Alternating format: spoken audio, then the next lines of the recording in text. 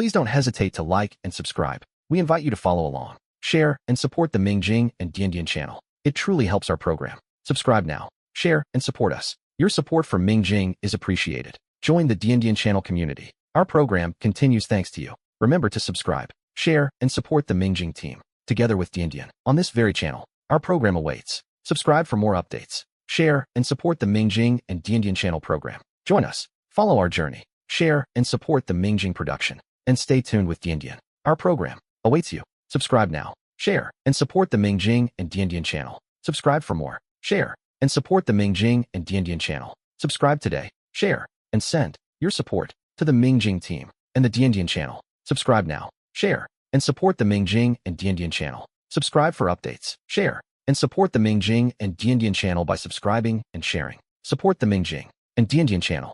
Subscribe, share, and support the Mingjing and Dian channel. Subscribe, share, and support the Mingjing and Dian channel. Subscribe, share, and support the Mingjing and Dian channel. Subscribe, share, and support the Mingjing and Dian channel. Subscribe, share, and support Mingjing and the Dian channel. Subscribe, share, and support the Mingjing and Dian channel. Subscribe, share, and support the Mingjing and Dian channel. Our protagonist, Su Chun, pulls open the hatch and climbs inside. The roar of the gale vanishes, and a red fire burns quietly within. The temperature settles at a perfect 24 degrees. He lies back on the smooth floor, feeling quite satisfied. He stretches out comfortably. This was supposed to be a death-defying S-rank survival challenge, but for him, it feels more like he has activated. He was currently enjoying a God's Eye view in vacation mode. He knew perfectly well, of course, that the viewers back on Blue Star couldn't see the system at all. From their perspective, the scene is utterly bizarre. He simply reached out to touch some bone and sand, and in the next second, a sci-fi-style bone shelter was born on the spot. The viewers of Great Xia are left in a state of complete shock. They wonder if their eyes are deceiving them. He just conjured a house with his bare hands. How did that fire start? It seems the laws of physics are being ignored entirely. It must be magic, oriental immortal arts. Surely, Su Chun is a god. Even the expert group at the Great Xia Strategic Command Center is completely stunned. The director suggests that Su Chun may have awakened an extremely rare hidden talent for creation. A creation-type talent? Chu Tianxiong takes a sharp breath and immediately makes a decision. He orders the information to be sealed at all costs and for Su Chen's family to be given the highest level of protection. But just as the nation begins to celebrate, the unexpected happens once more. A scalp-numbing friction sound somehow pierces through the soundproof walls of the bone shelter. Su Chen's eyes snap open, his body shifting instantly from relaxation to a combat-ready state. Looking through the one-way window into the dark desert, 5 pairs of eerie green eyes suddenly light up. A warning appears. Second-order pack monsters, bloodthirsty black sand wolves. Total count 5. In an S-rank forbidden zone, a wolf pack is synonymous with death. Each one is as large as a calf, with powerful claws. Their claws can tear through steel as easily as silk. The atmosphere in the live stream instantly drops to freezing. It's over. These are second-order monsters. Even elite soldiers are slaughtered instantly by such beasts. Su Chun has nothing but a chipped, broken blade. Is this where hope finally dies? But as the pack closes in, we see that he doesn't show a hint of panic. Instead, he lets out a cold laugh. Who said he only had a broken knife?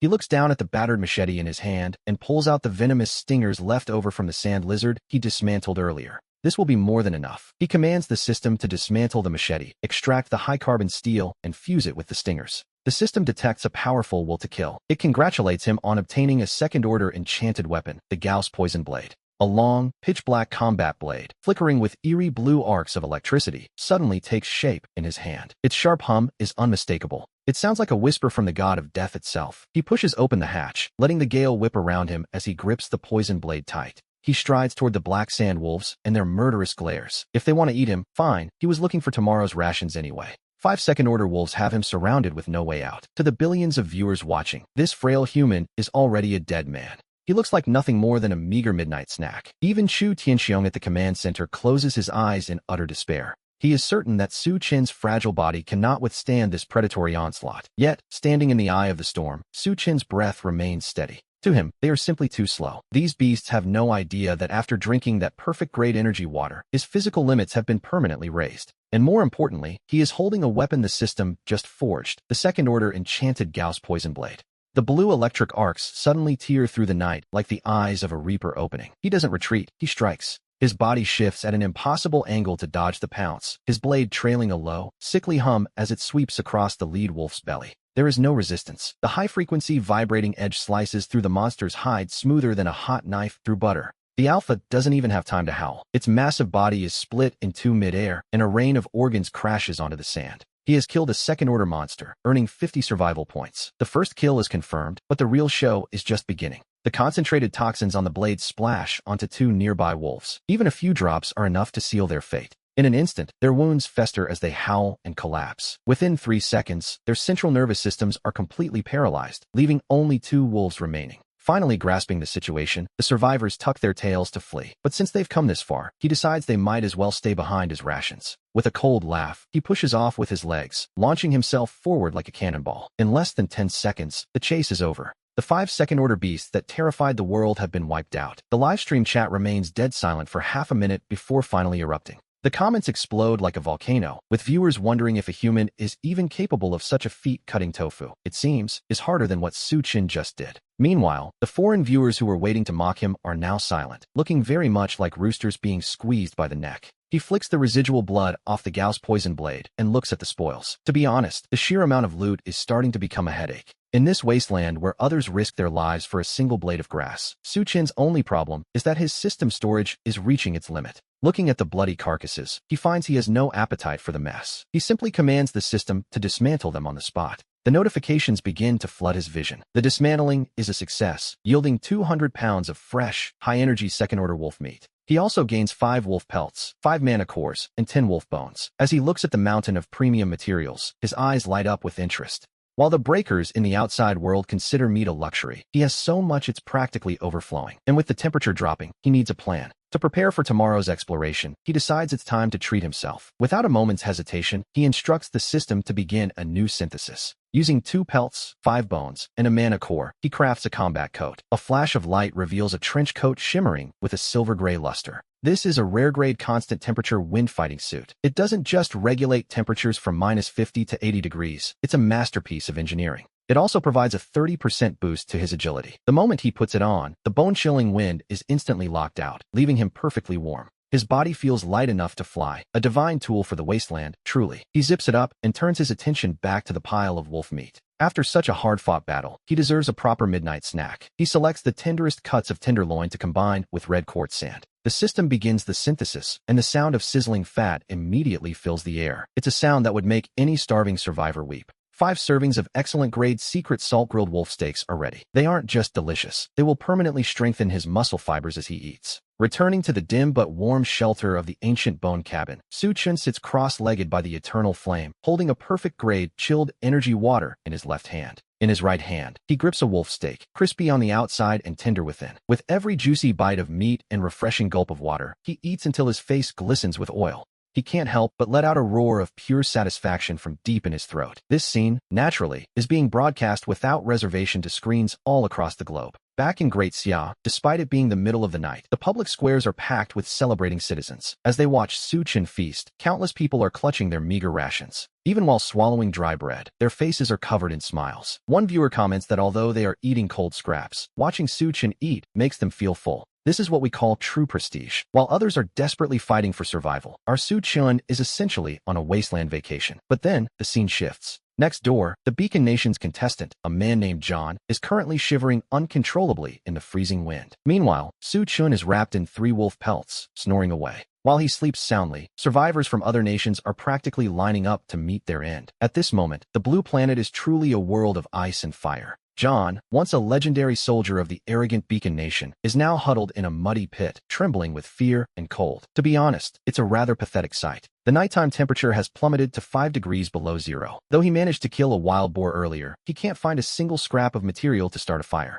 Even more deadly is the scent of blood, which has attracted a pack of hyenas. John doesn't dare fire his gun. He can only throw the meat far away to save his own life. His face turns blue from the cold as his teeth chatter violently in the mud. He desperately messages headquarters, pleading for help before he freezes to death. However, the high-ranking officials of the Beacon Nation are pacing their meeting room in a panic, completely helpless. Their daily 10-word hint limit had been wasted long ago. The situation in the Sakura Nation is even more unbearable to watch. Their samurai, in a desperate scramble for a rusty can, had his arm bitten clean off by a mutant. He now lies bleeding out among the ruins, waiting for the end. Suddenly, a cold system warning echoes. The death of the Sakura Nation's breaker will trigger a B-rank tsunami. Upon hearing this, the Prime Minister of the Sakura Nation falls to his knees directly in front of the television cameras. It is a moment of absolute, crushing despair. Countless island citizens are crying out, frantically fighting over life buoys as the sound of hopelessness echoes across the fractured islands. And yet, we see a different story elsewhere. In our Great Xia, the national morale is soaring like a rainbow. The miraculous rain that covered the country earlier has already begun to breathe life back into the parched soil. As the primary hero behind all of this, Su Chun is currently tucked away in his climate-controlled cabin, wrapped in wolf fur and sleeping like a baby.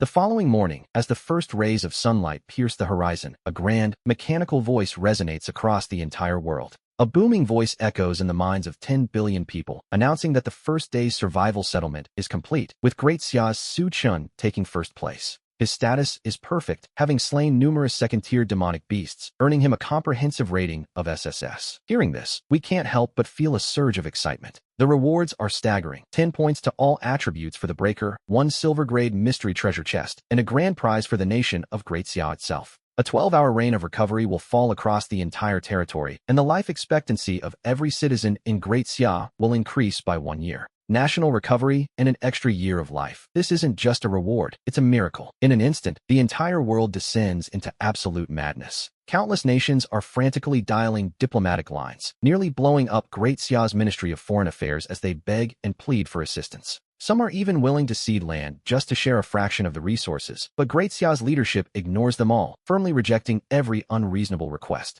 At this moment, the backbone of the entire nation has straightened with pride. Meanwhile, back in the wasteland world, Su Chun stretches lazily. He pushes open the cabin door and steps out to greet the morning sun. A new day of work begins, and as he opens the system interface, his gaze is fixed. His eyes are locked onto that silver treasure chest. He gives the command to open it, and the system congratulates him on receiving a set of broken, ancient mechanical blueprints. He also receives a miniature energy core in a scrapped state. Looking at these 2 piles of scrap metal in his hands, one might expect disappointment. Instead, he grins wildly. While others would throw these away as trash, he possesses the all-things synthesis system, which changes everything. He wonders what kind of world-shaking monster he can create if he combines these items with the magic boxes he has on hand. He licks his lips in anticipation. Looking toward the depths of the sand sea, he knows Great Xia's ascent has only just begun. The surface temperature is now skyrocketing at an alarming rate. While everyone else in the desert is struggling in despair, he stands atop a dune, clutching the items he just pulled from the silver treasure chest. He examines the components carefully, preparing his next move. With the scrap blueprints and the core ready, he doesn't hesitate to issue the command to dismantle them, successfully obtaining the ancient mechanical structural database. The process yields fragmented data, high-energy metal shell shards, and a dried-up magical energy conduction circuit. It's a treasure trove of potential.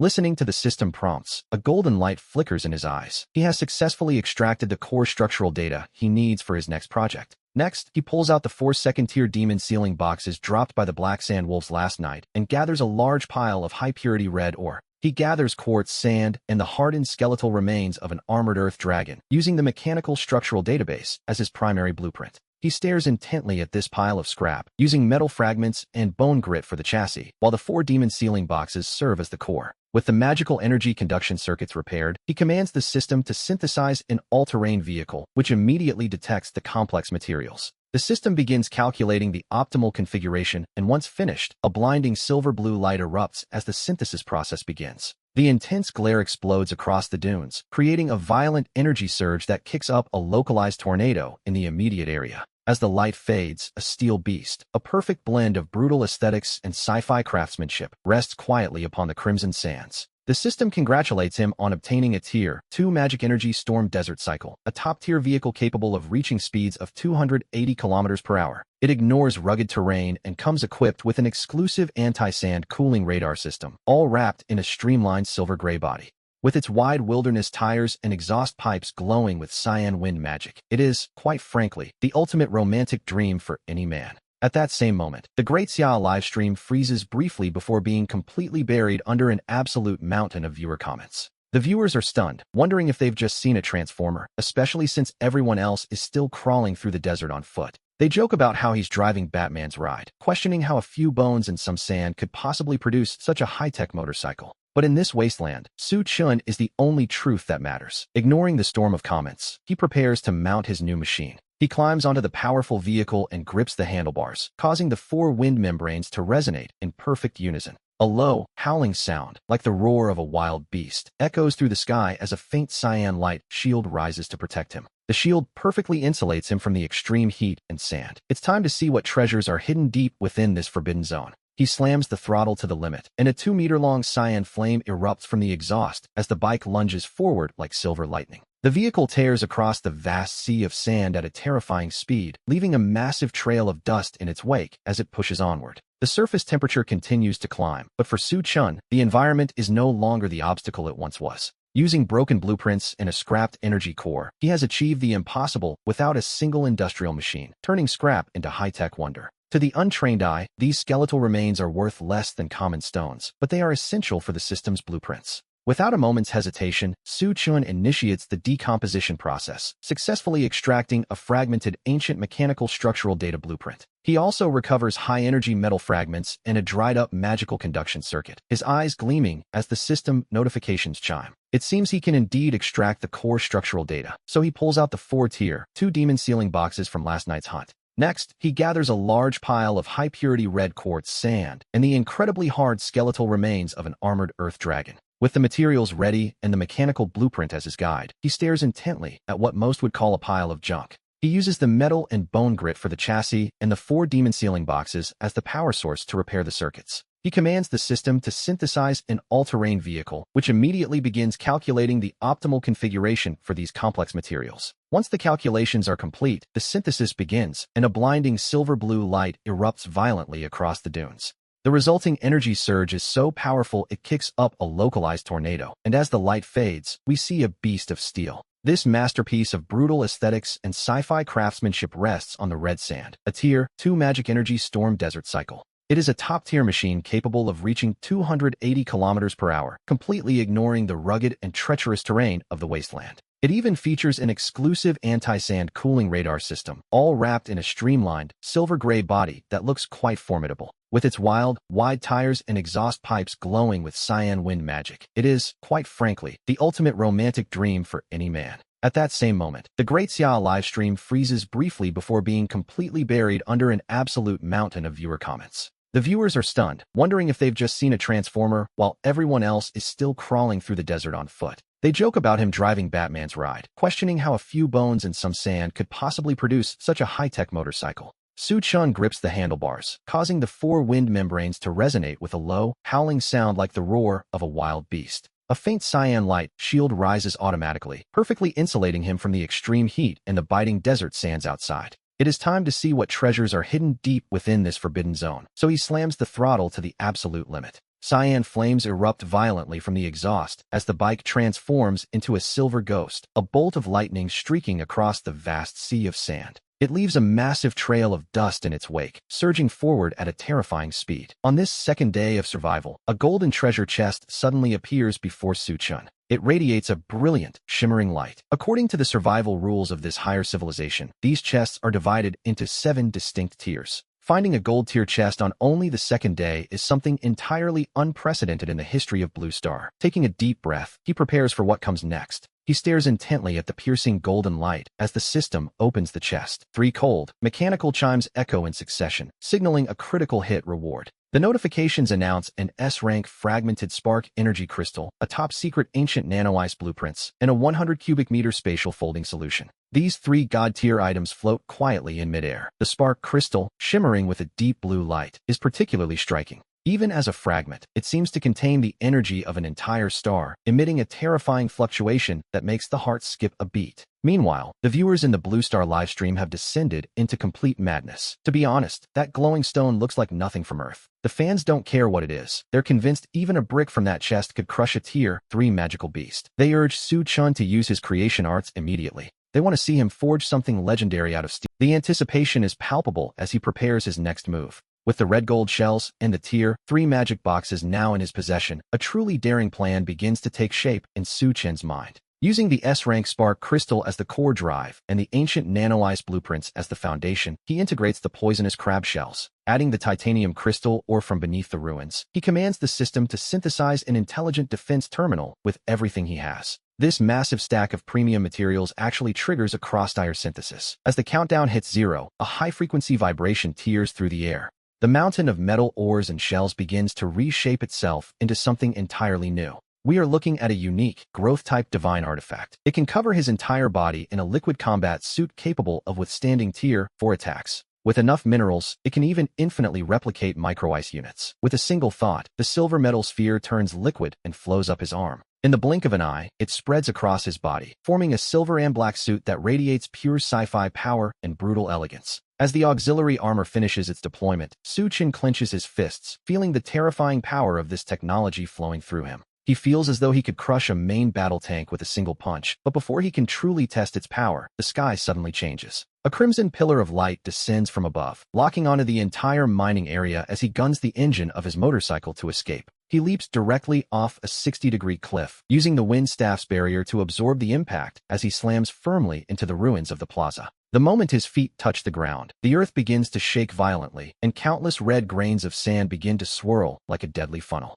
A hidden danger is emerging from the depths of the desert. The system notifications begin to flood the screen. He has encountered a Tier 3 Lord, the red gold sandstorm scorpion, a creature of lethal power. Its carapace is strong enough to withstand anti-tank missiles, and before he can even react, it lets out a piercing shriek, swinging its massive hydraulic claws. The giant pincers blur as they swing toward his waist, but to Su Chen, they are far too slow. Without even dismounting, he roars the engine. With a sonic boom, the bike grazes the edge of the death-dealing claws, narrowly sliding past as the beast's strike hits nothing but air. The pincers slam into the ground, shattering the ancient stone slabs and creating a 2-meter-deep crater while stone fragments fly like bullets. The debris bounces harmlessly off his shield, but he realizes the beast's armor is too thick for a head-on fight. He must find a weakness. He maneuvers the motorcycle in a frantic dance around the creature, which falls into a total rage, lashing its tail to fire bolts of purple venom. However, this movement exposes a small, breathing hole on its belly that lacks armor. This is his chance, and he kicks off the pedals. Using his momentum to soar through the air, he activates the wind entanglement at full power, aiming directly for the gap. The strike delivers high-concentration biotoxins and high-voltage currents directly into the internal organs, triggering a massive explosive reaction inside the beast. The Tier 3 Lord lets out a truly miserable howl, its massive body twitching several times before it finally collapses into the ruins. Green fluids flowed across the ruins as he executed a high-level instant kill with surgical precision. He landed lightly, his hand already moving to his back. A second later, a cold announcement echoes across the entire globe. The Great Xia Breaker, Su Chen, has achieved a world-first kill. By defeating the Tier 3 Lord Magical Beast, he has successfully occupied a high-level resource point for his nation. In the northwestern desert, a massive vein of 10 billion tons of high-purity essence and rare earth minerals has successfully manifested, possessing the attribute of never being depleted. At the same moment on Blue Star, in the Great Xia Nation, the once barren and silent Gobi Desert suddenly begins to emit a low, rumbling vibration. Immediately after, countless strange ores sprout like bamboo shoots after a rain, surging wildly for hundreds of miles across the landscape. Under the sunlight, they reflect a soul-stirring brilliance. The entire Great Xia internet falls into a dead silence for a full minute before completely erupting into a frenzy. 10 billion tons of essence and rare earth minerals that never run out? To be honest, for a materials engineer, this is a dream. With these, their aerospace and military industries will instantly lead the world by a century. Su Chen, the light of Great Xia, has truly become their eternal god. In the Great Xia Supreme Conference Room, several white-haired elders are so moved that tears well in their eyes as they grip each other's hands tightly. The industrial crisis is completely resolved. They immediately order 3 army groups to blockade the northwestern mineral veins and secure every military enterprise to operate at full capacity 24 hours a day. Great Xia is about to take off, while the Western nations fall into a death-like state of terror. They can only watch helplessly as the man they dismissed as cannon fodder in an S-rank forbidden zone turns a desperate situation into a personal masterpiece. Not only did he survive, but he effectively lifted Great Xia onto the throne of Blue Star's hegemony. Suddenly, a global red alert sounds without warning. Su Chen has triggered the hidden ultimate challenge of an A-rank resource node, a beast-tide siege. In 10 minutes, 10,000 desert magical beasts will flatten his mining area. Even more suffocating is the penalty for failure. If the defense is breached, he will be obliterated on the spot. Furthermore, the newly manifested essence veins in Great Xia will not only be stripped away, but an S-rank century-level earthquake will strike the heartland. It would be a hellish disaster with casualties in the tens of millions. The announcement plunges all of Great Xia into a deathly silence, but the envious Western netizens react like vultures catching the scent of blood. They celebrate collectively, laughing that the gifts of a higher civilization are never truly free. 10,000 desert monsters is an absurd number. Even a modern division would struggle to survive that. They claim Great Xia is finished and tell everyone to get ready for the fireworks. Meanwhile, at the Great Xia Strategic Command Center, Director Chu Tianxiong's eyes are nearly bursting with rage as he slams his fist through the tactical table. 10 minutes is far too short. Su Chen won't even have time to dig a trench. He immediately orders the evacuation of the nation's major underground shelters. As the shelters are prepared, all of Great Xia falls into an unprecedented state of panic and despair. 10,000 magical beasts? That is simply a natural disaster that no human force could ever hope to overcome. However, at the center of the storm, we see Su Chen watching the horizon where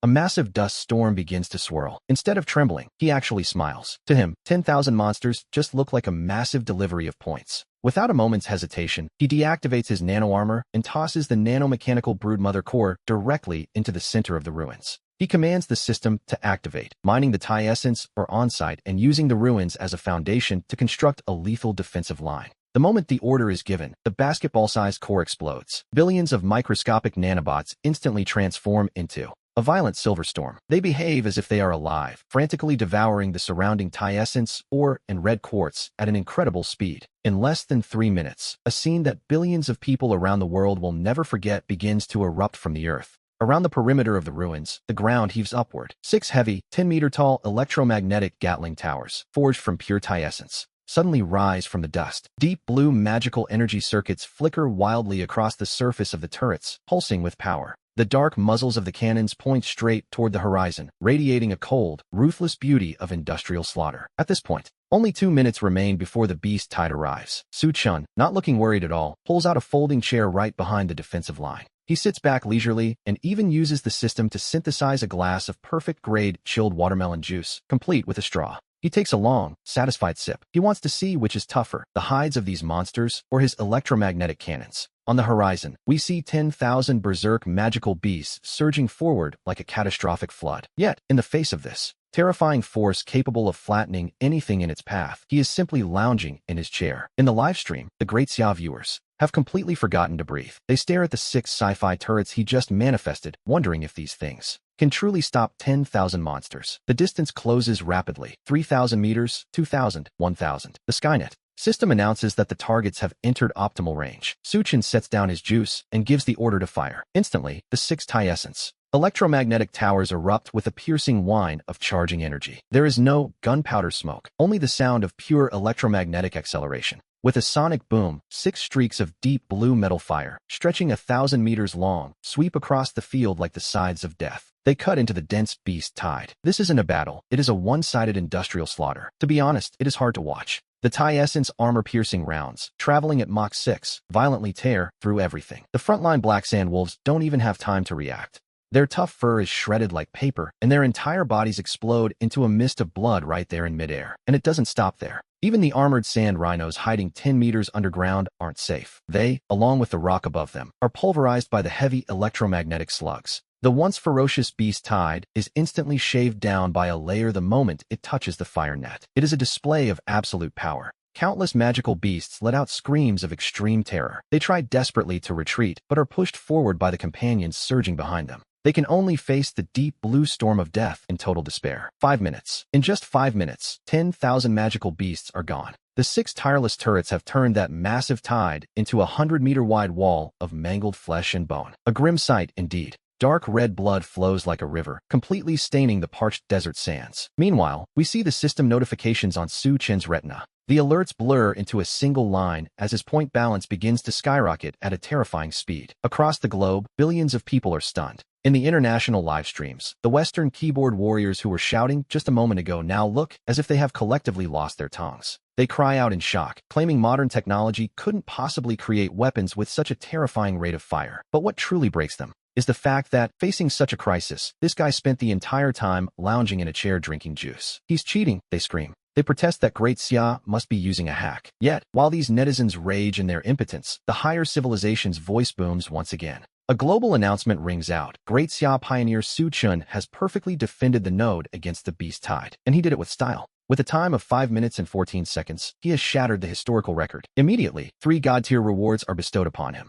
Not only is the mineral vein beneath his feet upgraded to an S-rank energy-gathering vein, but his personal attributes all jump by 50 points. He claims the Pioneer's exclusive Medal of Honor. But the most shocking reward is the second one, the manifestation of the Skynet Defense Matrix. Blueprints and production lines for the electromagnetic air defense matrix appear within Great Xia. Suddenly, the space along the nation's borders begins to rumble. The air twists as electromagnetic air defense towers, rising like sharp swords into the clouds, appear out of thin air to protect Great Xia's entire territory. With these defense matrices in place, from this day forward, not a single nation on the planet will be able to penetrate Great Xia's airspace. At this moment, Great Xia has become a literal absolute safety zone. Meanwhile, back in the wasteland ruins, Su Chun tosses his empty juice cup aside. He slowly stands up, not even sparing a glance at the carpet of beast corpses. His gaze is fixed on the center of the ruins instead. The ground there, recently trampled by the beast tide, has collapsed to reveal a bottomless underground passage. It seems the mineral vein was just a bonus. A flash of excitement crosses Su Chen's eyes. He knows that the true treasures must be hidden deep beneath these ancient ruins. Staring into that gaping abyss that seems to swallow all light, he doesn't feel a hint of panic. Instead, he calmly brushes the dust off his clothes. Any other explorer entering such a place would be trembling, even with a torch in hand. But our protagonist is a bit different, isn't he? He orders Skynet to deploy 1,000 nanobots to light the way. With a low hum, the command is executed instantly. Countless silver particles converge into a brilliant guiding light, turning the eerie underground staircase as bright as day in an instant.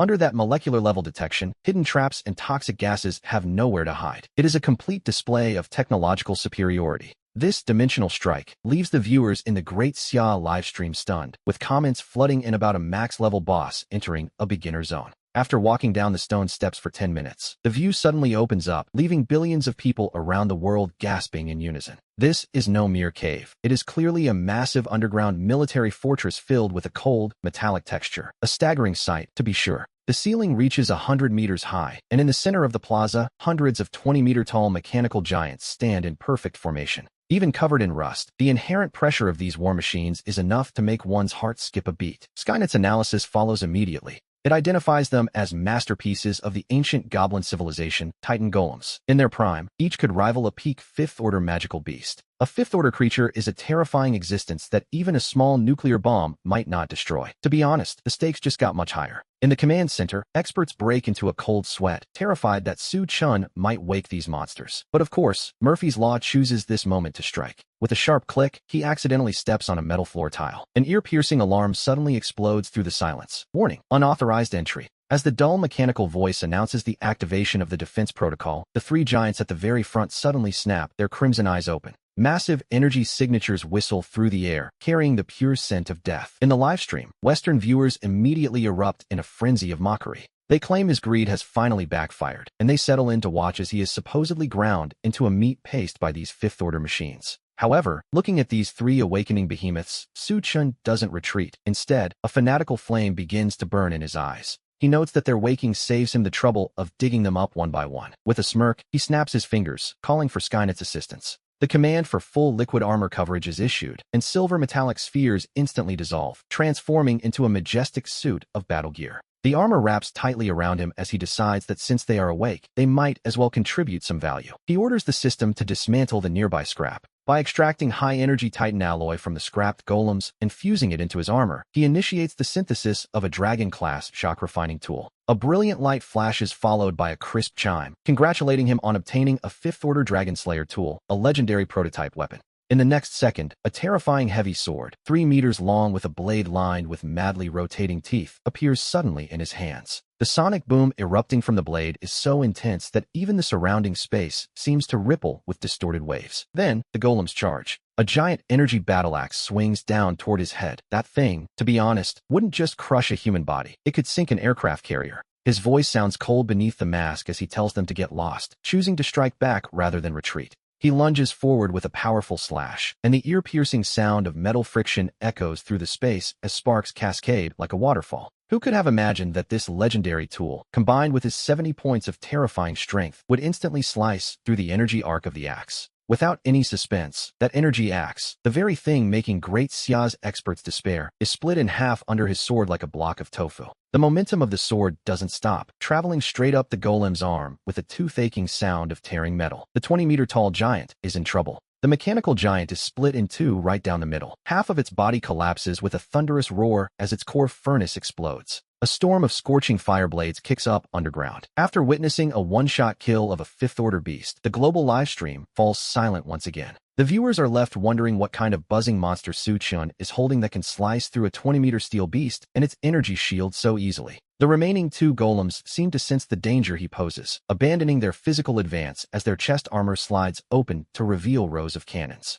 They intend to use overwhelming firepower, but Su Chun simply sneers as a ripple from his inner space flashes before him. The beams are refracted back even faster than they were fired, and with two massive booms, the golem's own main cannons blast through their own chests. The red light in their eyes flickers a few times before they collapse into scrap metal. In less than a minute, the battle is over. Having slain 3 fifth-order construct golems, he earns 15,000 points and is notified that he has cleared the hidden ruins. We see him gain civilization decryption authority as he removes his mask and walks toward a floating altar at the far end of the square. A memory crystal emitting a faint white light floats there silently, and the moment he reaches out to touch it, a stream of ancient despair enters his mind. The information is translated into the Great Xia language and projected onto the live stream. They were the gnome civilization, once masters of peak technology. They believed they were at the pinnacle, but when they arrived, the gnomes realized their technology was nothing more than toys in a sandbox. To harvest the planet's essence, they locked down technology and sent disasters. This survival game is no gift, but a massive gladiatorial arena. Even the world of the victor will eventually become their colony. Yet this crystal records the first steps to breaking the tech lock through genetic ascension. The message urges future civilizations not to repeat their mistakes, but to survive and eventually take the fight to the stars. The information cuts off abruptly as the crystal turns to dust, leaving the entire world in an absolute state of shock. The survival game is a scam, and higher civilizations never intended to spare them. Viewers wonder what the point of winning even is now. Despair spreads instantly across the West, sparking riots. Yet the high-level officials of Great Xia remain unervingly calm. Chu Tianxiong stares at the fading light on the screen, his voice low as he orders everyone to abandon their illusions and prepare for war. They never expected mercy from the enemy, and if they are to be treated as gladiators, they will be the ones to overturn the arena. Su Chun looks at the ruins with cold eyes, thinking that if they want to treat Great Xia like cattle, they've picked the wrong person to provoke. Having cleared the core of the ruins, he is congratulated on obtaining a legendary National Fortune blind box, but a system warning follows immediately. The warning states that the contents of the box will be generated based on his own will to create a reward that changes the nation's destiny. The phrase changing the nation's destiny causes Su Chun's heart to skip a beat as a wild idea takes hold. He commands the system to use all his accumulated points. He wants to combine the gnome genetic formula to synthesize a targeted evolution serum for his entire race. The system acknowledges the host's powerful will. 15,000 points are consumed as the blind box begins to open. A second later, a 9-colored divine light pierces through the white rock layers toward the sky. Every powerhouse on the planet senses this soul-stirring power, but it is the system's next notification that leaves Su Chun completely stunned. The synthesis system triggers a limit critical hit. We see him receive a legendary reward, the mythic grade Great Xia Yanhuang Bloodline Awakening Serum. A mythic grade item, something he didn't think possible, is immediately applied through the spatial link to every single citizen of Great Xia. The national transformation begins. At that very moment, a dreamlike golden light descends from the sky above Great Xia, precisely finding every citizen. In the command center, the old injuries within Chu Tianxiong's body begin to vanish instantly as his martial power surges. His bones crackle and his muscles tighten. His vision becomes so sharp he can see the wings of a mosquito 100 meters away. He looks around in total shock, wondering what is happening. Meanwhile, the rest of Great Xia erupts into a frenzy of disbelief and joy. Paralyzed legs stand up after a decade, and ordinary men find they can lift heavy stone tables with a single hand. Even the terminally ill find their youth returning. More incredibly, some find lightning dancing at their fingertips or flames igniting in their palms. Then, a global announcement thunders through the clouds. Great Xia's national fortune has skyrocketed. The average lifespan of its people increases by 50 years, and every citizen enters an initial transcendent state. Their physical attributes are now 10 times that of a normal human. Great Xia has unlocked a unique civilization trait, the Yanhuang Divine Bone. It is a miracle. In a single day, 1.4 billion people have shed their mortal weakness, and the rest of the world is absolutely losing its mind. The president of the Lighthouse Nation watches a great Xia citizen crush a steel pipe with his bare hands and collapses into his chair in terror. He calls them monsters, terrified that 1.4 billion people have become supermen. The prime minister of the Sakura nation looks on with a face of ash. He realizes that Great Xia is now a force they cannot resist, even physically. Back in the ruins, Su Chun feels the terrifying power surging within him.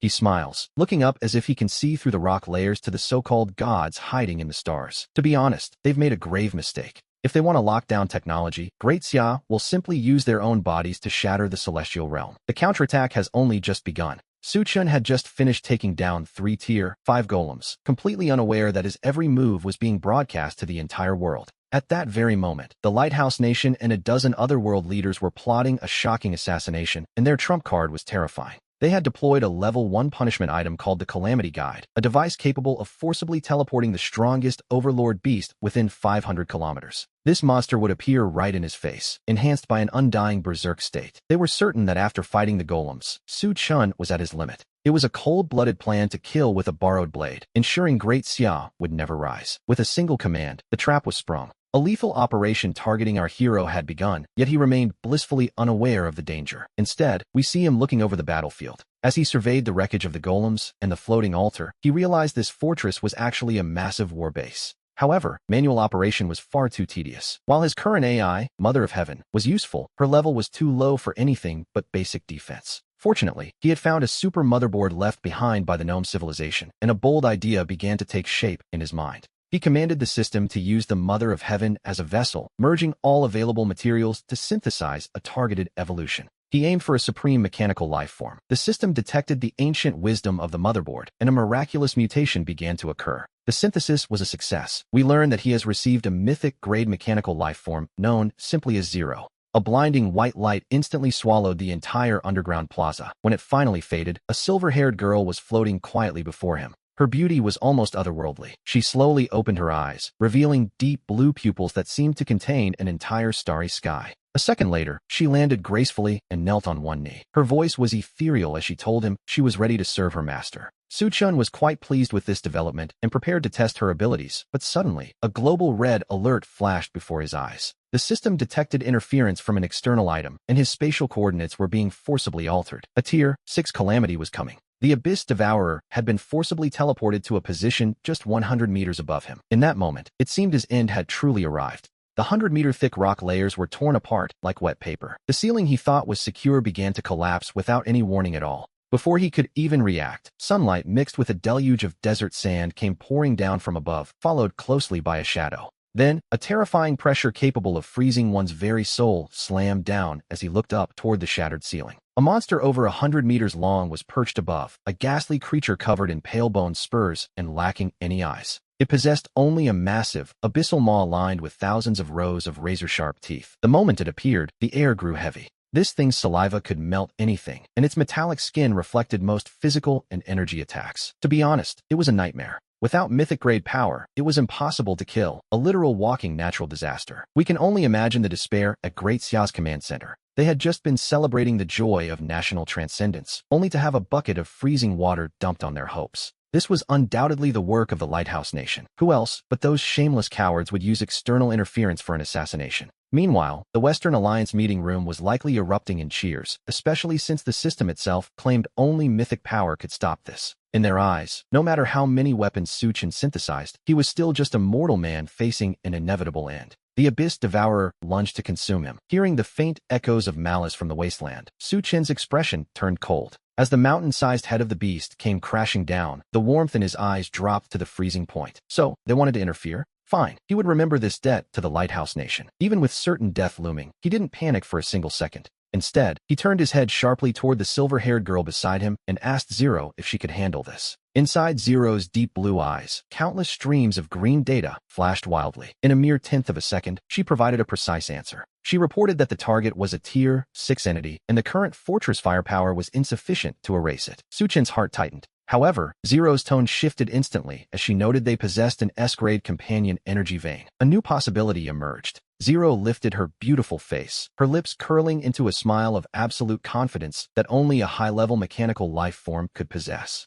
She asked for permission to access the S-grade vein and activate the God-tier armament construction. Su Chun didn't need to hear more. He grinned, a wild battle spirit igniting in his eyes as he gave the order to strike back with everything they had. Confirming the takeover of the S-grade crimson gold crystal vein, Zero raised her slender right hand, and a pillar of blue light erupted from her palm. The light shot deep into the core of the underground mineral vein. Above them, the Abyss Devourer let out a roar so violent it threatened to shatter eardrums. Its massive body plummeted towards Su Chun like a falling meteorite, its maw wide enough to swallow an entire skyscraper in a single gulp. Toxic acid, capable of corroding the very fabric of space, sprayed from its throat. It was only 50 meters away, then 40. 30 meters. Just as the Western Alliance prepared to celebrate, and the citizens of Great Xia felt their hearts stop, a roar shook the world. The earth for miles around erupted in a terrifying rumble, as if a magnitude 12 earthquake had struck. Then, we see something impossible. Countless crimson gold ores, glowing with a blinding light, surged from the ground like a waterfall flowing in reverse. It was a breathtaking sight. Zero, a mythic-grade life form, was activating her mechanical reconstruction talent, consuming 30 million tons of S-grade crimson gold ore. Using a Tier 5 golem core as its heart, a miracle of engineering began to take shape. The epic-grade mobile war fortress, the land cruiser. Just a second before the monster could crush him, a crimson gold dome, 10 meters thick, shimmering with defensive runes, manifested from the earth. It slammed into place, shielding Su Chun from above. To be honest, even a Tier 6 overlord wasn't prepared for what happened next. That mountain-shattering strike hit the crimson gold dome and left nothing but a faint white scratch. Yes, only a scratch. The sheer force of the recoil sent the Abyss Devourer screaming in pain, its massive body bouncing off the dome and flying into the air. In the next moment, a scene unfolded that left 10 billion humans, and even the hidden advanced civilizations watching from the shadows, utterly speechless. A behemoth 1,000 meters long and 300 meters wide, looking like a mobile city of steel, began to emerge from the depths. Accompanied by the screeching sound of treads crushing solid rock, it rose from the ground, completely obliterating the original ruins. Its armor was thick enough to be considered absurd. On both sides of the hull, over 1,000 Gauss electromagnetic cannons were densely packed. And at the very front of the fortress, an antimatter main cannon with a terrifying 20-meter diameter slowly extended its barrel. Su Chun stood within the command center at the highest point of the fortress. Even he felt that this was perhaps a bit of an exaggeration. He touched the console, shocked by the terrifying monster Zero had created by instantly draining an entire mineral vein. Zero reported that the energy charging was complete. Her voice remained calm, as if she had merely performed a trivial, everyday task. In the air, the Abyss Devourer, having been sent flying, seemed to sense a fatal danger as it twisted its massive body desperately. It tried to burrow back underground to escape, but Su Chun wasn't about to let it go. He pressed his hand firmly onto the main control console. His thumb hovered over the red firing button, his gaze as cold as a blade. To him, this ship was the definition of mythic-grade firepower. The main cannon locked on. Full power launch command confirmed. In an instant, the muzzle of the massive weapon began to glow. A sphere of pure white light, 10,000 times brighter than the sun, manifested. There was no sound at first, not even a whisper. The massive energy fluctuation instantly sucked the air out of the surrounding miles. Then, a 20-meter-wide pillar of destruction erupted. It pierced the heavens in a flash. That Tier 6 overlord, which claimed to reflect all attacks and was too terrifying to look upon, stood no chance. The moment it touched the light, it didn't even have time to scream. Its immortal frenzy state meant nothing as it hung there in midair. It was evaporated into basic particles, completely erased from existence. And yet, the pillar of light didn't stop there. It surged into the clouds, slamming into the energy barrier covering the National Fortune battlefield and tearing a visible crack in the sky. Back on Blue Star, Great Xia erupted in a roar of triumph that could shake the heavens. Countless people embraced in the streets, weeping with joy. Meanwhile, in the Western Alliance meeting room, the holographic screen exploded from the energy overload. It was a bit of a mess, really. The leaders slumped in their chairs, trembling like leaves, their eyes filled with endless dread. But high above the battlefield, others were watching. Deep within the dark energy dimension, inside an alien observation ship, a high-ranking official with silver compound eyes stared down at the cruiser. The wine glass in his hand fell and shattered on the floor. He couldn't believe what he was seeing. And who could blame him, really? He wondered how a low-level civilization could build such a thing. This human named Su Chun hadn't just broken his genetic locks. He had completely shattered their technological expectations. The official ordered an immediate report to the Homestar. Great Xia had spiraled out of control. A single shot had obliterated a Tier 6 overlord. The antimatter cannon hadn't just killed a monster. It had torn the very fabric of the battlefield. The global live stream flickered into static. Just as billions of viewers thought the system had crashed, a soul-crushing mechanical roar echoed from the rift. And then, we see a pitch-black, perfectly triangular starship beginning to force its way through the crack in the sky. We see a vessel emerge that is 10 times larger than our land cruiser, hovering in the high altitude and blotting out the sun entirely. It swallows the entire silent sand sea in a cold, suffocating shadow, while system alarms scream as the underlying code is instantly overwritten. At that moment, the starship projects a 100-meter-tall giant of light and shadow, whose black hole eyes lock onto Su Chun with terrifying intensity. A voice explodes directly inside the minds of all humanity, calling them low-level probe organisms and declaring that Su Chun has crossed the line. Calling himself a purifier of the galactic arena, he sentences Su Chun to death for using cosmic-level anomalies that supposedly broke the game's balance. His judgment is cold and absolute. The entire territory of Great Xia is to be subjected to stellar-level orbital bombardment and total erasure. As for Su Chun, after surrendering the system, he is to be turned into a slave specimen and locked forever in the Tianqin Constellation Museum. In an instant, Great Xia falls from the heights of triumph into an abyss, as countless citizens roar in desperate anger at this injustice.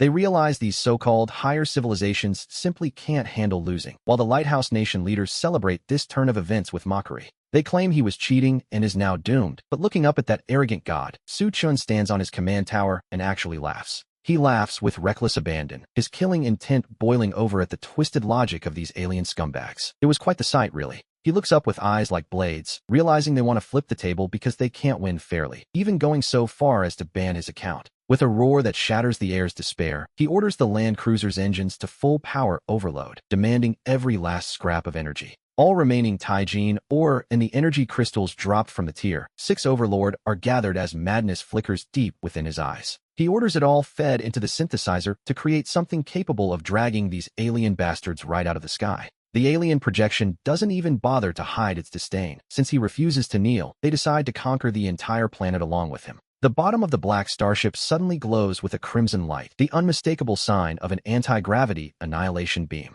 A single shot would turn the entire continent to ash in an instant. Yet in this critical moment, Su Chun doesn't think of fleeing. Instead, he decides to bet everything he has on one final, desperate move. He throws every legendary item into the forge, and the 1,000-meter steel fortress begins to rumble under the shocked gaze of the entire world. The winter air transforms as silver liquid metal swirls through the sky, frantically restructuring within a brilliant 9-colored divine light. A notification rings out, synthesis successful. He has obtained the mythic grade weapon, the immortal stellar class individual divine mech. Amidst the swirling desert sands, a 100-meter-tall dark gold giant rises from the earth, 6 spatial light wings unfolding behind its back. In its hand, it grips an 80-meter-long plasma blade burning with the heat of a star. Su Chun steps into the cockpit immediately. The intelligent core, Ling, takes control in an instant, locking onto the target and authorizing the physical removal of the so-called purifier. He decides he is the one who will do the purifying today. Instead of retreating, he slams the control lever forward, shattering the ground below. The Earth collapses into a 1,000-meter crater as he drives the mech through the shackles of space, becoming an uncatchable golden meteor. He charges directly into the path of the destruction beam. The alien projection begins to mock his primitive machinery, but the insult is cut short. The voice jokes, that red light, capable of erasing an entire continent, slams into the mech's absolute field and simply stops. Like water hitting a reef, the beam is forcibly deflected, sweeping across the nearby mountain range and vaporizing hundreds of miles of peaks. The alien stammers that this level 5 civilization defense is impossible, but Su Chun decides these bastards have talked quite enough. In a tenth of a second, he braves the light and reaches the belly of the starship. The mech looks tiny against the massive vessel, doesn't it? Yet the killing intent in his eyes is hotter than any sun. He orders Ling to lock onto the main cannon and prepare for battle.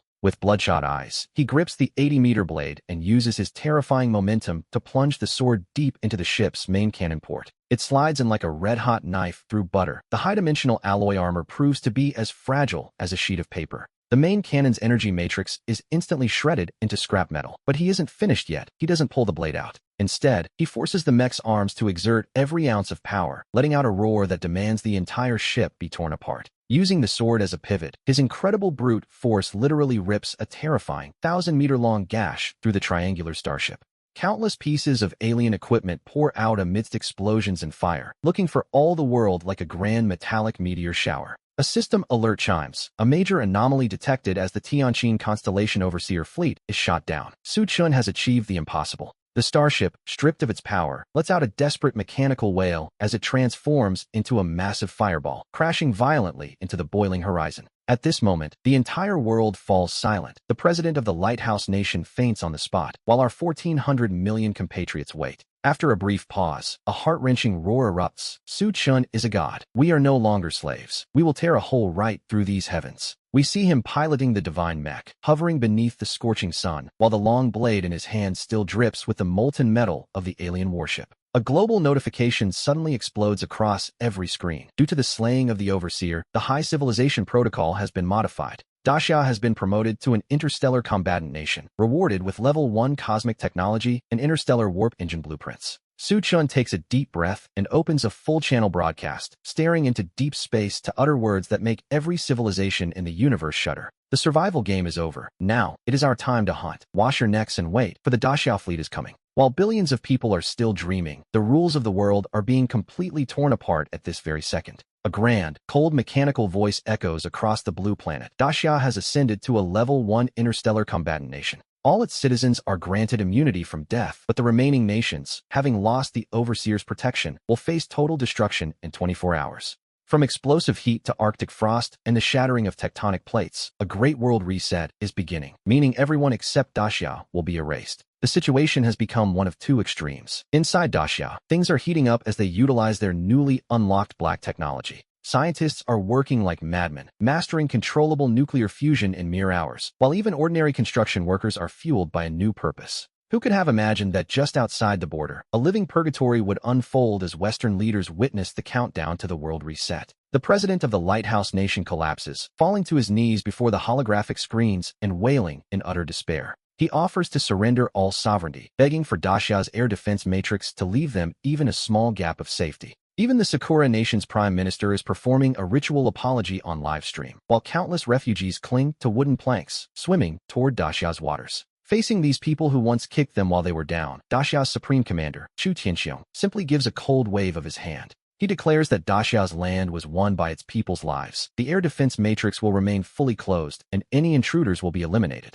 A sudden thunderclap echoes as several foreign fighter jets attempt to force their way in, only to be torn into glowing scrap by a deep blue electromagnetic storm. In this moment, the West falls into total despair, while our Daxia national pride soars beyond the heavens. Meanwhile, we return to the wasteland. Su Chun, standing in that desolate world, has no idea his home country is celebrating so wildly. In fact, this place can hardly be called a wasteland anymore. As the spatial barrier shatters, he retracts the divine mech and stares intently at the colossal wreckage crashed against the backdrop of the vast starry sky. Behind him, Ling rapidly scans the data, her voice carrying a hint of urgency as she informs her master of what she has found. Although the main engine of this Tianqing-class frigate is ruined, the internal spatial folding chambers and dark matter motherboards are still intact. They are all top-tier components. She pauses for a beat before dropping a bombshell. Hidden deep within this planet's core is a nascent galactic heart. Hearing the words galactic heart, Su Chen's eyes instantly light up. To be honest, no matter how many ordinary resources one has, they are still just junk. One cannot build an interstellar juggernaut with scraps, but using a galactic heart as a power source and an alien warship as a skeleton changes everything.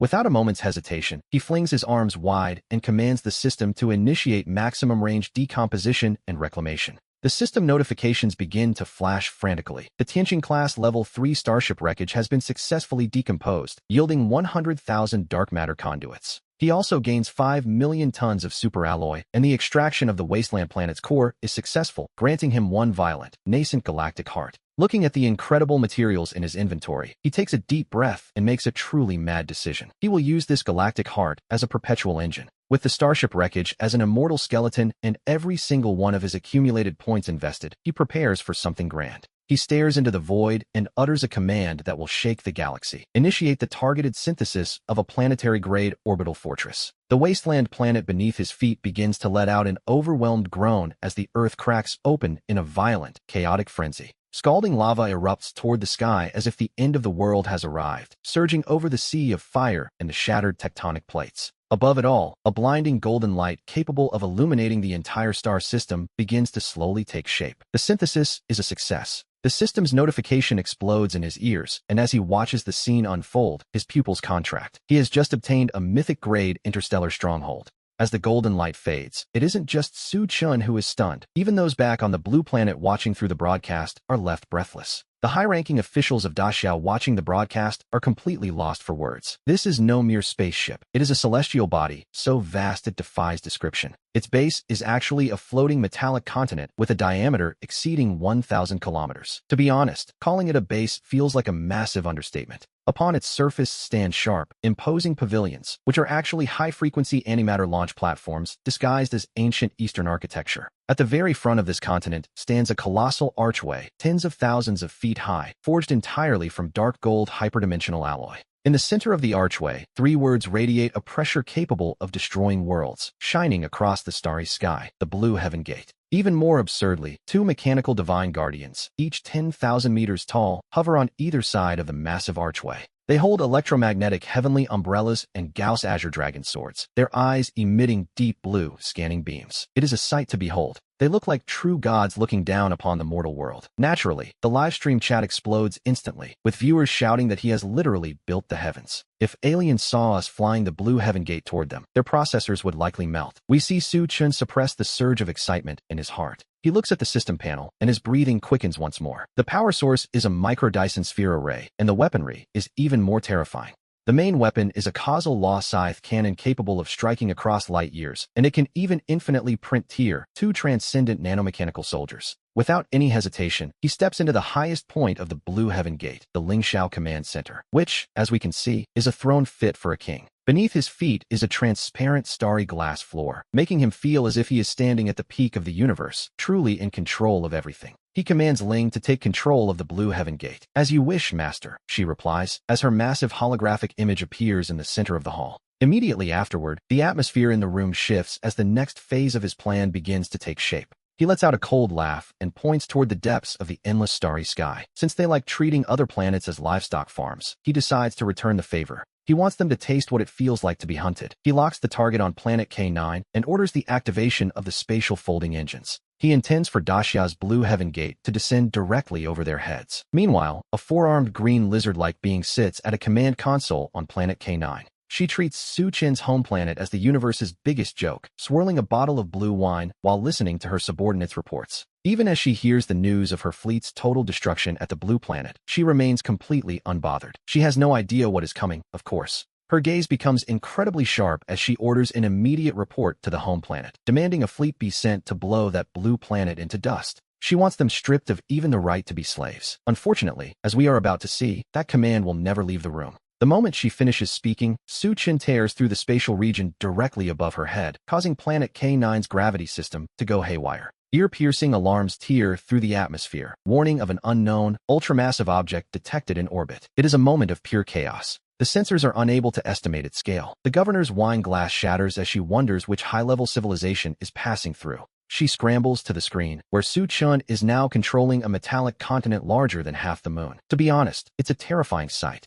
The Blue Heaven Gate, standing tens of thousands of feet high and radiating ancient divine power, appears without warning like a god descending from above. It sits right on their doorstep. Looking at the radar, the observers on planet K9 are so shocked their eyes nearly pop out of their heads. They wonder what on earth this thing is, as it radiates pure galactic energy. Before they can even react, Su Chun makes his move. With a single thought, the 2 10,000-meter-tall mechanical divine guardians slowly draw the Gauss light swords capable of severing stars from their waists. Standing within the Lingxiao Command Center, he looks down coldly at the dense anti-aircraft fire lighting up below. It's quite the reception. This is the transit station used to plunder countless civilizations, and yet it looks utterly fragile. He commands Ling to activate the Heavenly Soldier Descent System. Looking at the doomed aliens below, a cold smile plays on his lips. He intends to show these creatures exactly how Daxiao treats its guests. It is time for these beasts to learn a lesson they won't survive. Immediately after, 1 million mechanical soldiers clad in nano-titanium armor and wielding electromagnetic spears begin their descent. They transform into a sky full of silver meteors, crashing into the K9 base with a momentum that feels like the end of the world. Enemy attack. The governor screams in desperation for her troops to open fire. However, the laser weapons they were once so proud of prove to be useless. When the lasers hit our heavenly soldiers, they leave nothing but a faint, almost laughable white mark. The power difference is staggering.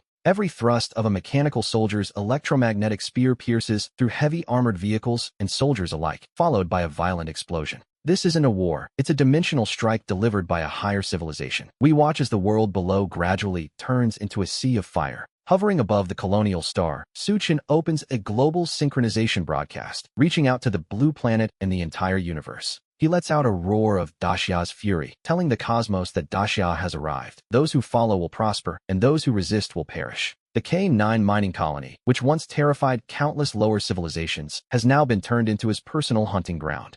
This isn't a battlefield anymore. It's a one-sided slaughterhouse, and we are witnessing the total collapse of their defenses. A mechanical soldier thrusts an electromagnetic spear like a venomous dragon, piercing an enemy's chest and pinning him to a reinforced wall. Without pausing, the soldier draws a Gauss blade and becomes a silver blur, charging into the next enemy formation. We must remember these are 1 million tier 2 transcendent mechanical soldiers, supported by the Blue Heaven Gate's perfect fire coverage. This isn't a fight, it's a seamless, systematic massacre. Meanwhile, the K9 governor is desperately trying to escape. With her guards dying to protect her, she crawls toward the underground space dock, her 4 hands trembling with terror. She frantically hammers at the console to launch her ship, screaming for the engines to start immediately. She cries out that these madmen are ignoring interstellar law, but Su Chen's cold voice suddenly echoes through the entire dock. He remarks that such laws are too stiff for Daxia to even use as scrap paper, before using gravity to tear open the ceiling. The governor spins around to see Su Chen, clad in his Juxian mecha, looking very much like a god of death. He remains suspended in midair, a silent judge over her failed escape.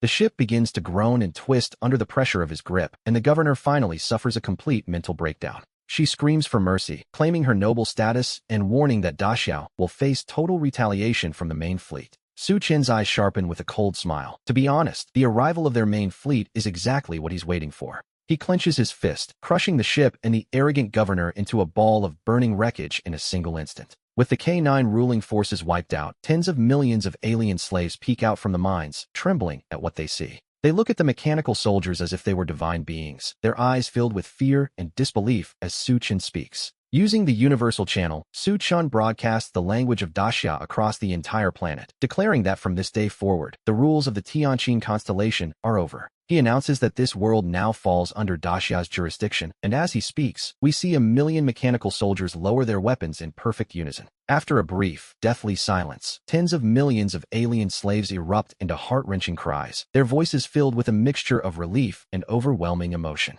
They fall to their knees, performing their highest rituals and bowing frantically toward the magnificent Blue Heaven Gate standing tall in the sky. They offer praises to Daxia and their new gods, while back on the blue planet, billions of citizens watch the live broadcast with their blood boiling in excitement. Some joke that this isn't colonization, but a grand cosmic liberation, and seeing those slaves worshipping the Blue Heaven Gate, it's hard to argue. Suddenly, it feels as though the weight of universal peace has settled onto Daxia's shoulders, but they've barely secured the K9 planet before a new crisis emerges. A deadly countdown begins. It turns out Ling Dangdang has intercepted an encrypted transmission revealing that the main fleet of the Tianqin constellation is on its way. In just 2 hours, they will be in range to open fire, and it's clear they aren't just coming for a skirmish. They intend to wipe our heroes out entirely. On the holographic sand table, the red dots representing the enemy are so dense they make one's skin crawl. 3 motherships and 500 cruisers. They are even carrying black hole collapse bombs designed specifically to destroy planets. And with the Blue Heaven Gate's current shield levels, things look grim.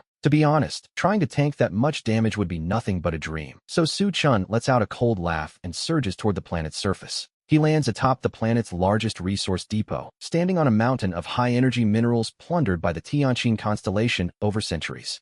To anyone else, it's a treasure trove, but in his eyes, it's simply fuel. He activates his maximum range to begin the absorption process. A massive universal synthesis array spreads out instantly, its terrifying gravitational pull so strong, it actually causes the K9 planet's rotation to stutter for a moment. Whether it's precious dark matter or superconducting metals or the wreckage of the thousands of ships he just captured, he swallows it all into the array. Using the planetary core's magnetic field as a base and millions of tons of dark matter for the shell, he begins to forge something truly impossible. He fuses the materials with the concept of absolute defense from Eastern mythology, and the system detects a massive influx of cosmic-grade materials, triggering a maximum-level critical success. The synthesis is complete, and we witness the birth of a mythic-tier transcendent defense array, the Dongwang Bell. A colossal dark gold phantom, engraved with the sun, moon, and stars, descends from the void to completely envelop the entire planet in its protection. In an instant, space itself is violently torn apart as the Tianqin fleet completes its jump, their commander already screaming orders from the flagship. More than 500 high-energy beams, each capable of vaporizing the blue planet in a heartbeat, descend with a momentum that threatens to end the world. But in the next second, a scene unfolds that makes every alien life form question reality itself as a vast, ancient chime echoes through the void. It sounds as if it has traveled across eons, defying the laws of physics to ring out in the vacuum, just as those beams of light strike home. The beams hit an insurmountable wall, a sigh of the universe, and far from causing damage, they are reflected by the space-time ripples the bell creates. A series of thunderous explosions erupt within the enemy ranks as dozens of blinding fireballs bloom. The cruisers leading the charge are caught in the blast. The lead ships are actually blown to fragments by their own shells, and seeing that ancient, solemn bell, the Tianqin commander's legs go weak with terror. He wonders what kind of ghost tech could create a field that even black hole bombs can't penetrate. But before he can recover, Su Chun stands atop the southern heaven gate. With a gaze as cold as the stars, he notes that since they've already arrived, they might as well stay forever. The Tianqin fleet is simply erased from existence, leaving the entire galactic arena in a deathly silence that no one dared to expect. Who could have imagined that a newcomer fresh out of the starter village would single-handedly dismantle a level 3 civilization's fleet in a single day? While the universe watches in stunned disbelief, Su Qin casually dials the blue planet. Back at the Daxia command center, Chu Tianxiong stares at the screen. His face is flushed with pure excitement as he shouts that Su Chun is truly the guardian god of Daxia, a hero beyond compare. In the holographic image, Su Chun gives a calm smile and tells director Chu not to praise him just yet, as he has seized a resource planet with more wealth than they can store. As he speaks, he turns to point behind him, where a 1,000-meter-tall interstellar portal is roaring into life behind the Blue Heaven Gate Plaza. He explains that he used the K9 planet's resources to synthesize a two-way starry sky gate directly to Daxia, and then his tone turns suddenly serious. He tells the director that Earth is too small to hold the awakened dragon of Daxia, so the brothers should grab their gear and come over. When the news reaches the 14 billion citizens back home, they absolutely lose their minds, realizing Su Chun has conquered new territory in the stars. One citizen shouts that as a second-tier fire user, he's ready to move bricks in space or race mechs through the galaxy, anything to be part of it. In just 2 short hours, the deep blue portal in the northwest Gobi Desert hums with power as Chu Tianxiong personally prepares the first wave. We see 1 million soldiers, armed to the teeth and brimming with spirit, as this extraordinary legion begins its march through the Stargate. Some wear essence-powered power armor, while others glide on advanced flight vehicles, their combined energy fluctuations sweeping across the entire field. As the million-strong Daxiao army steps onto the Blue Heaven Gate, they look down upon the alien races trembling beneath their feet. Gazing into the deep void of the Sea of Stars, Su Chun knows the Tianqin constellation is only the beginning, regardless of higher-level civilizations. The era of Daxia has arrived, and who could have guessed the fate of these alien captives who thought they were merely trading one master for another? In the next second, they are treated to a steaming meal of spiritual energy. Looking at this oppressive colonial mining planet, Su Chun has a different plan.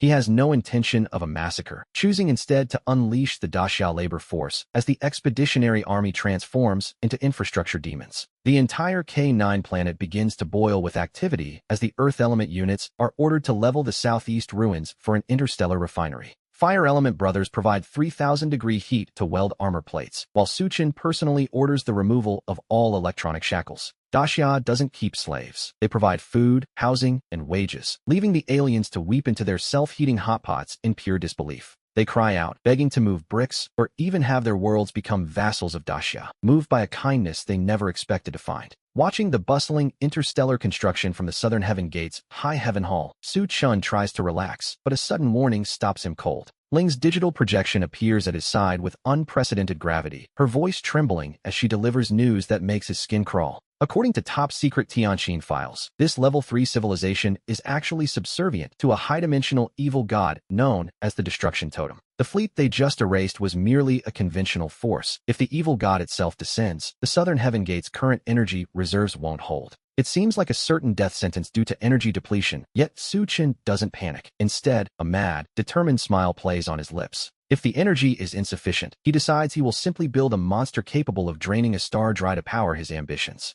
He looks up, staring intensely at the massive star at the center of the K9 sector that radiates endless heat, and decides to put it in a cage. In the next moment, he flies out of the Southern Heaven Gate, standing alone in the cold vacuum of space as he issues his most insane command yet.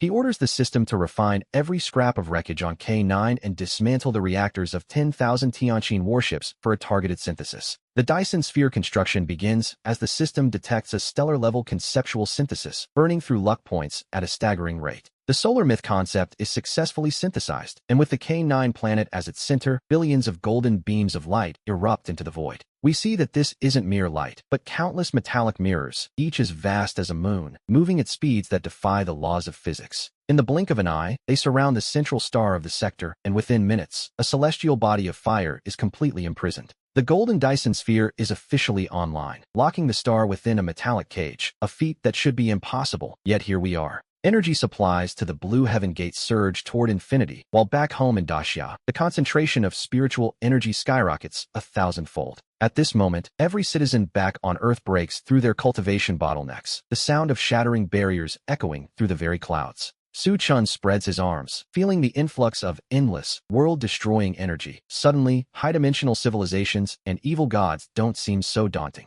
With killing intent surging in his eyes, he stares into deep space, certain that if a god has a health bar, he can kill it. Tens of millions of light years away, the Tianqin headquarters is in a state of absolute chaos as they watch their star vanish on their monitors. The high and mighty Archon stares at the screen, his face turning as white as a sheet of paper, while his very tattoos seem to tremble. He racks his brain but cannot fathom how a primitive native could construct a level 5 civilization's ultimate engineering project in a single day. Not only was his main fleet annihilated, but his star has been turned into a pet. To be honest, it's a bit of a blow to the ego. Despair deepens as he realizes the Blue Heaven Gate fortress is already preparing for a space jump, with his own home world as the next target. An unprecedented fear consumes the High Command, who once viewed humanity as nothing more than livestock to be penned and harvested. They realize too late that they've kicked a superpowered iron plate that evolves on the fly, and now there is simply no way out. The Archon's eyes fill with madness, convinced that Su Chun possesses a power that violates the laws of the universe and threatens their entire race. Driven to the brink, he makes a truly insane decision to activate the destruction totem and summon the evil god into their reality. His subordinates are terrified, knowing that if the god descends, the souls of 10 billion citizens on their home planet will be drained dry. To kill Su Chun, he is willing to sacrifice his own people, silencing all dissent with a look of pure, unadulterated malice. The Archon's eyes burn with a desperate, frantic light as he initiates the final sequence. In an instant, billions of civilians across the planet have their physical bodies withered and their souls drained, like water being swallowed by a giant whale. The souls surge into the black hole at the center of the altar. Meanwhile, Su Chun's system alarms begin to scream with a deafening intensity. The system detects fluctuations from a cosmic-level causality weapon as the projection of the thousand-eyed Star Eater, an abyssal evil god, begins to descend. A blood-colored orb, large enough to eclipse an entire planet, slowly emerges from the black hole, its surface covered in writhing, grotesque appendages. We see that a single glance at this horror would cause an ordinary person's sanity to collapse. Against all odds, they have actually summoned a rank 5 deity. The Blue Heaven Gate is thrown into chaos as the highest-level red alerts begin to shriek throughout the Lingxiao Palace. Su Chun watches as the virtual projection of his AI, Ling, begins to flicker with static, and his heart climbs into his throat at the sight. No one expected the Tianqin homeworld to unleash a mental pollution that exceeds the limits of a level 5 civilization, locking onto his coordinates across the galaxy. Back on Earth, the Dacia livestream rooms are filled with panic as countless viewers begin to suffer just by looking at the screen. At this critical moment, a massive, blood-colored face in the depths of space fixes its gaze directly upon our protagonist. A low, chaotic, and depressing voice echoes across tens of millions of light years, exploding in Su Chun's mind as it calls him a mere insect. The entity even dares to suggest making him its next meal. Su Chun merely sneers, his eyes erupting with a brilliant, golden light. His Yanhuang divine bones instantly shield him from the pollution. He stands atop the Blue Heaven Gate, his black hair dancing in the cosmic wind. He issues a final command to the system: drain every drop of energy from the golden Dyson sphere and discard all hyperdimensional alloys. If technology cannot defeat a spiritual entity, he decides to use Dacia's own mythology to teach it a lesson, ordering the synthesis of a conceptual god-tier weapon. The Dyson sphere's energy is sucked dry in a heartbeat, plunging the entire sector into a dead silence as the stars seem to hold their breath. Driven by the frantic burning of his own will, a unique miracle is triggered, and he obtains the ultimate weapon, the Pangu sky-opening axe. In that moment, the entire Milky Way galaxy begins to tremble violently as a chaotic, formless giant shadow manifests above his head. Time itself begins to flow backward around him, space collapses, and the very underlying logic of the universe starts to unravel before our eyes. Facing the brink of collapse, Su Chun lets out a low growl into his communicator, channeling the Firefly energy into the expeditionary force as he prepares to split the heavens. The monstrous eye of the evil god from the Tianqin constellation seems to sense its impending death, frantically waving its tentacles in a desperate attempt to flee back into the darkness. He has no intention of letting it escape. Gripping the chaotic shadow of the giant axe, he prepares to strike across tens of millions of light years with a force that tears the universe apart. He commands the divine power of Daxia to descend, and in the next second, there is no sound of an explosion, because the sheer force of the blow transcends sound itself. The strike cleaves through tens of millions of light years of space, ignoring distance and chaos to land with absolute precision right in the center of that blood-colored eyeball. A shrill scream echoes across the cosmos as the projection of the rank 5 evil god, along with half the planet, is sliced in two as easily as a piece of paper. With one blow, a god is slain and a planet is shattered. The entire Daxiao expeditionary force falls into a stunned silence until Chu Tianxiong's voice begins to tremble with pride. His shout rises to a crescendo, hailing the glory of Daxia, while advanced civilization monitors deep in the star sea frantically begin to rewrite their treaties in a state of pure terror. From this moment on, Daxia has become a realm that the entire universe knows better than to provoke. Since their warships have entered deep space, they intend to stay. Su Chun is determined to etch the majesty of Daxia's God King into the very underlying code of the universe, having personally crushed a peak level 3 civilization. In a single day, the homeworld of the Tianqin constellation crumbles, and their evil god is reduced to ashes, ending a reign that spanned thousands of star systems. The once invincible Overlord fleet is wiped out in an instant. Meanwhile, on planet K9, the Gauss weapons are raised toward the sky in a triumphant salute. Cheers of "Long Live Daxia" and "Su Chun is invincible" shatter the clouds as our protagonist finally puts away his mecha and descends from the heavens. He lands steadily before the Lingxiao Palace at the Blue Heaven Gate, where Chu Tianxiong rushes forward, looking at him as if he were a living deity. A confident, domineering smile plays on Su Chen's lips as he points to the holographic star map, noting that while they once relied on tactics, they now possess overwhelming firepower. He remarks that they no longer lack power, only manpower, and orders an immediate call for another 10 million expeditionary troops to be sent from the mainland. From today, all 3,000 resource planets in the Tianqin sector will be renamed. Those willing to accept the new labor laws are welcome to stay and work. As for those who dare to resist, the main cannons of the Blue Heaven Gate will be waiting. Chu Tianxiong nods heavily, fully in agreement with this new cosmic order. It seems the construction-obsessed engineers of Daxia are already eager to build high-speed rail for the aliens, but they have no idea that their actions have stirred a hornet's nest. The commotion has reached the very center of power in the Milky Way, where dozens of rank 4 and rank 5 entities awaken within an artificial neutron star. High-level civilization leaders are staring intently at the projection, where the sheer power of the Pangu axe causes even these silicon-based life forms to feel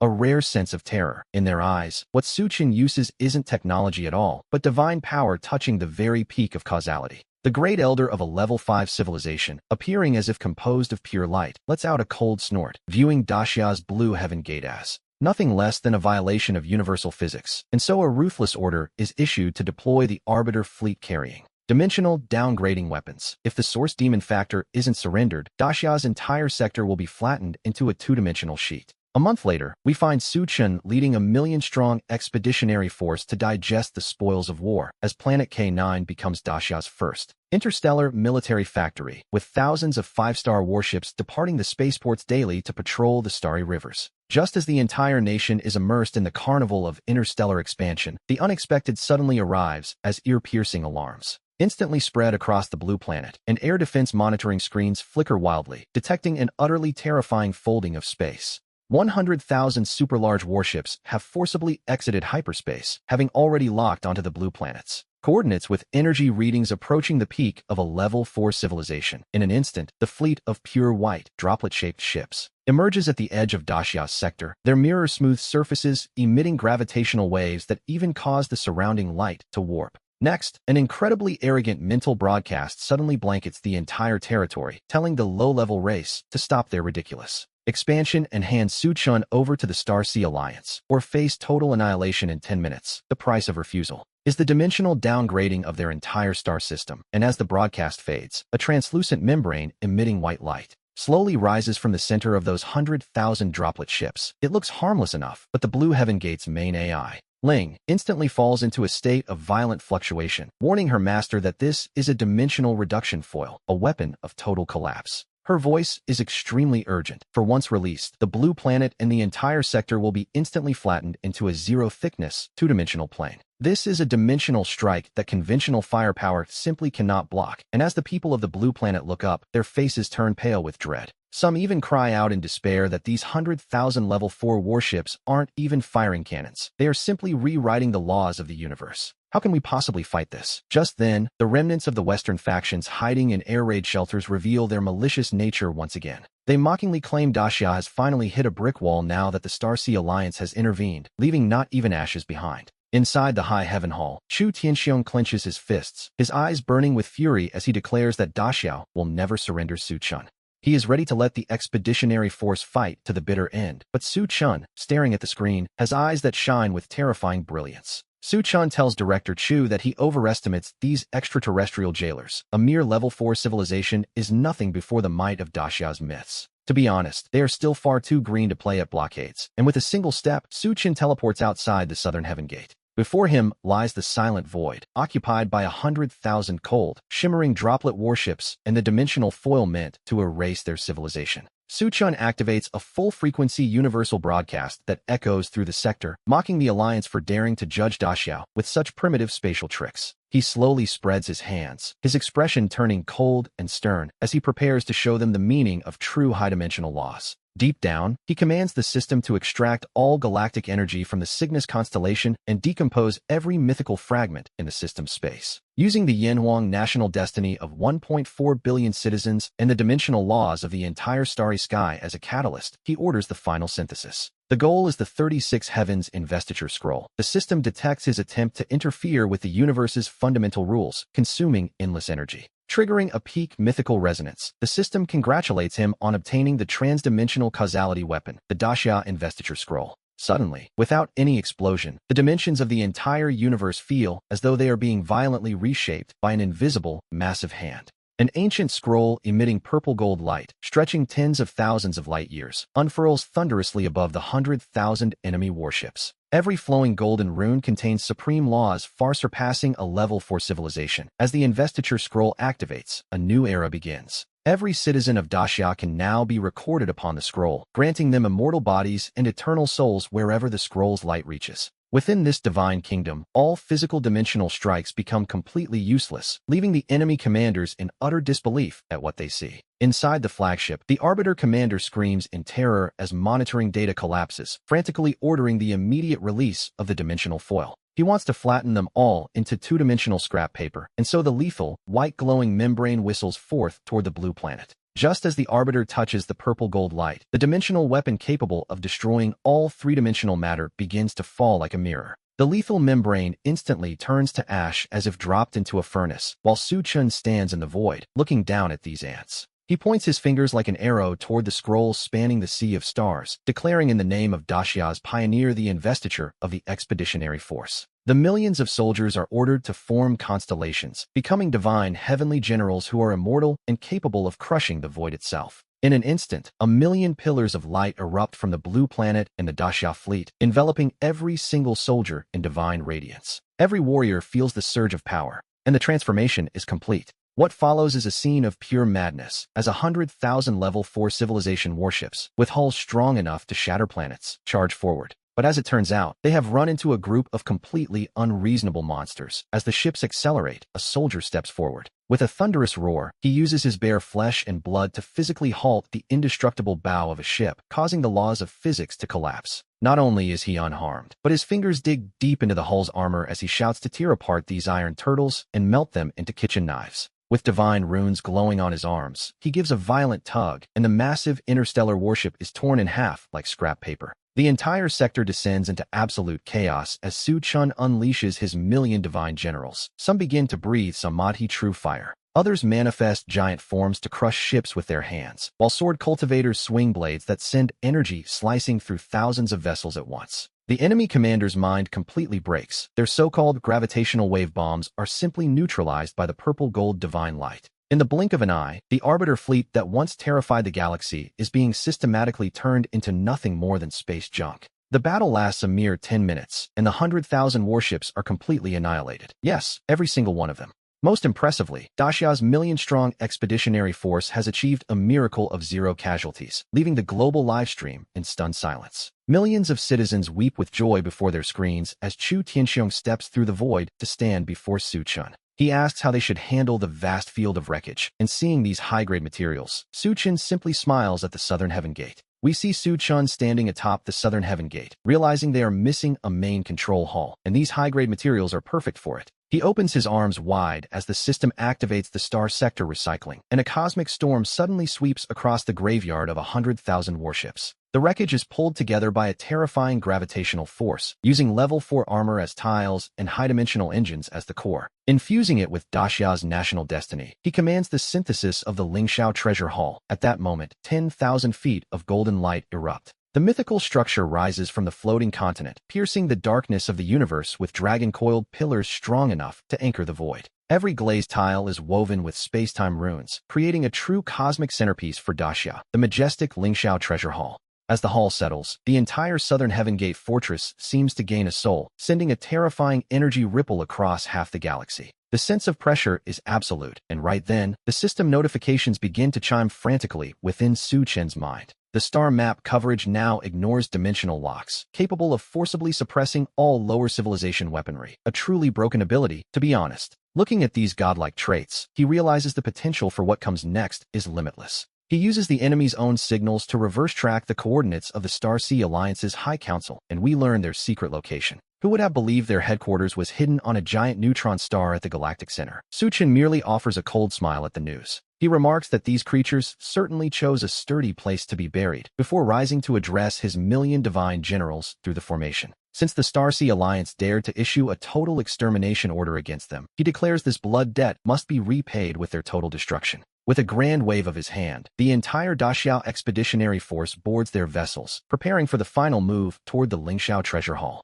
The high-dimensional jump initiates instantly, targeting the Alliance headquarters as the mechanical commands of the Spirit echo through the ship. Space around the Southern Heaven Gate twists violently, transforming into a massive black hole in the blink of an eye. No one expected such a massive mythical celestial body to vanish so completely from the K9 sector, but it is time for those arrogant aliens to feel despair. We turn to the High Council on the Neutron Star, the galaxy's strongest fortress where any unauthorized ship is instantly torn into atoms. But at this very moment, Su Chen arrives, bringing the full weight of Daxia's mythical fortress directly to their doorstep. The fortress slams violently into this absolute restricted zone, while the great elder of the mechanical civilization is still frantically pounding his desk. His fleet of 100,000 droplet warships was wiped out in less than an hour, and he screams in terror to activate their highest-level defenses. But as the words leave his mouth, the spatial defense net emits a piercing crack, shattering like glass under an impossible force. Smashed directly to pieces, the Southern Heaven Gate descends with ancient pressure alongside the Lingxiao Treasure Hall and Daxia's floating continent. They have jumped directly into the gravity well of the neutron star, a feat that defies spatial physics and plunges these high-level rulers into a state of ruin. Su Chun sits upon the dragon throne of the Lingxiao Treasure Hall, looking down from his high vantage point at the blue neutron star below.